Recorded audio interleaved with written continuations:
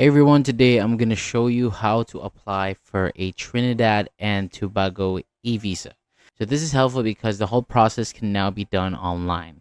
So it makes things easier to check your visa requirements, submit your application, upload your documents, pay the fee, and track your status in one place.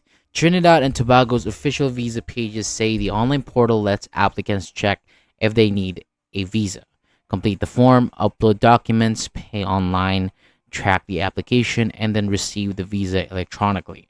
They also note that you'll need a valid email address, a passport with at least 6 months of validity, a digital passport photo, supporting documents in PDF format, and a valid card for payment. So the official guidance here also says that the visa is electronic. So if it gets approved, it is sent by email and should be printed for travel. So first, go to the official Trinidad and Tobago e-visa website and check if your nationality needs a visa. If it does, get your passport photo and then other required PDF documents ready before you begin. Next, create your application and fill out the form carefully. Add your personal passport and travel details. Upload the required documents and then review everything before moving on. So once that's done, pay the visa fee, submit the application, and then save the confirmation email.